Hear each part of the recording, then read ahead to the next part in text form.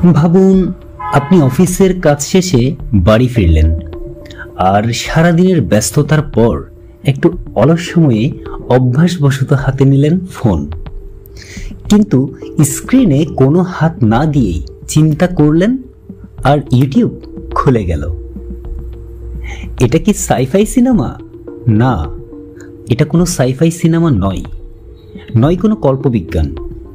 এটা হচ্ছে এক নতুন যুগের শুরু, এবং এই যুগের পথে নেতৃত্ব দিচ্ছে নিউরালিঙ্ক, যার পেছনে রয়েছে স্বপ্নবাজ ইলন মাস্কের দূরদর্শী চিন্তা ও পরিশ্রম। ইলন মাস্ক বলে, মানুষ ও কম্পিউটার একদিন সরাসরি কথা বলবে, তাও আবার চিন্তার ভাষায়।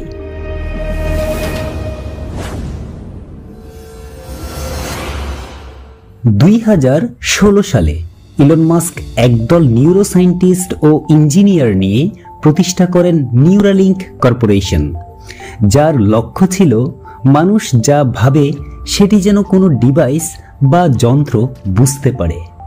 একসময় সেটাকে মানুষ পাগলামি বললেও সেই পাগলামি আজ বিজ্ঞান। এই প্রযুক্তি প্রোটোটাইপ থেকে পশুর উপর পরীক্ষা সব পেরিয়ে 2024 সালে পৌঁছায় এক ঐতিহাসিক মুহূর্তে, অর্থাৎ মানুষের মাথায় সফলভাবে নিউরালিঙ্কের চিপ ইমপ্লান্ট সম্ভব হয়েছে।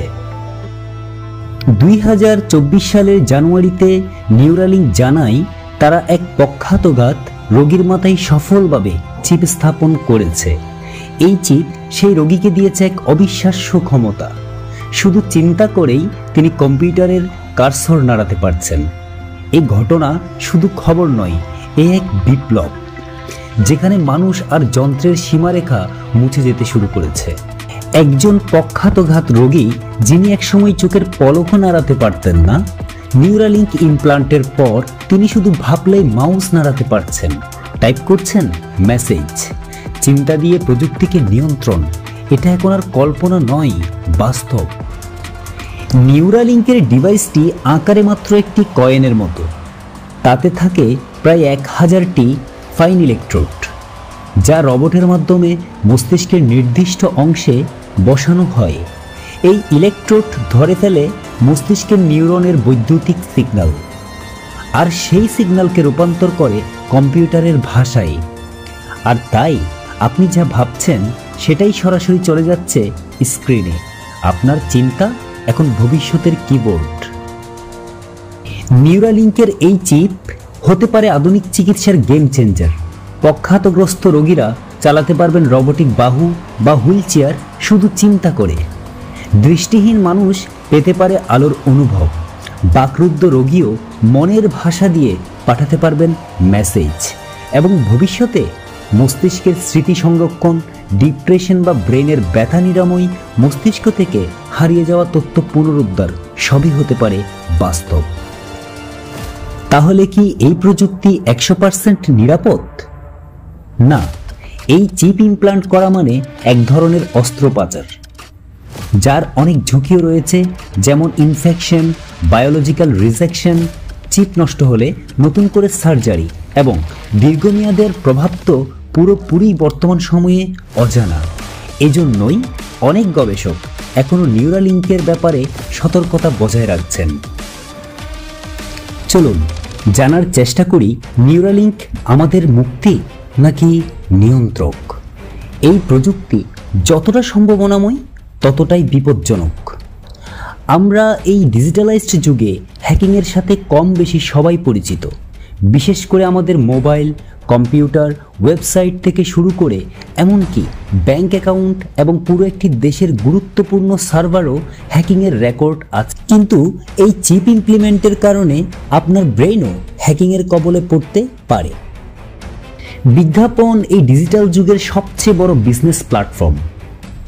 আমরা না চাইলেও আমাদের চোখের সামনে অজস্র বিজ্ঞাপন প্রতিদিন ঘুরছে। এখন কোনো দেশের সরকার বা কর্পোরেট কোম্পানি আপনার অনিচ্ছা সত্ত্বেও আপনার মাথায় বিজ্ঞাপন ঢুকিয়ে তার পণ্য কিনতে মানসিকভাবে বাধ্য করতে পারে। অন্যের চিন্তা আপনার চিন্তাকে প্রভাবিত করতে পারে আপনার নিজের চিন্তার মতো করে। সেক্ষেত্রে আপনি বুঝতেও পারবেন না এই চিন্তা আপনার নাকি অন্য কারো। যুভাল নোয়া হারারি বলেন, যে কোম্পানি মানুষের চিন্তা পড়তে পারবে তার চেয়ে বড় শক্তিধর কোম্পানি আর কেউ হতে পারে না। নিউরালিঙ্ক একাই নয়, বিশ্বজুড়ে চলছে দৌড়। এই প্রযুক্তির দৌড়ে নিউরালিঙ্ক ছাড়াও রয়েছে আমেরিকান সরকারি গবেষণা সংস্থা ডারপা, প্রতিদ্বন্দ্বী কোম্পানি সিনসরন, চীন, জার্মানি, জাপানের ল্যাবরেটরিগুলো সবাই তৈরি করছে নিজস্ব ব্রেন মেশিন ইন্টারফেস, যাকে সংক্ষেপে BMI বলে।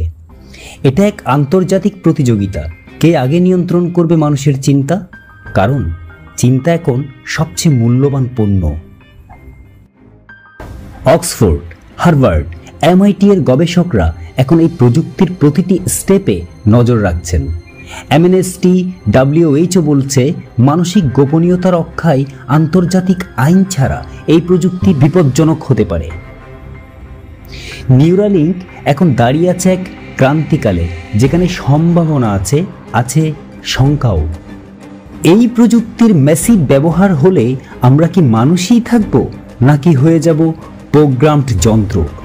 প্রযুক্তির সৃষ্টি হয়েছে মানুষের উপকারের জন্য, কিন্তু যখন প্রযুক্তি আমাদের চিন্তা নিজে লিখে দেয়, তখন প্রশ্ন আসে, কে কার নিয়ন্ত্রণ করছে?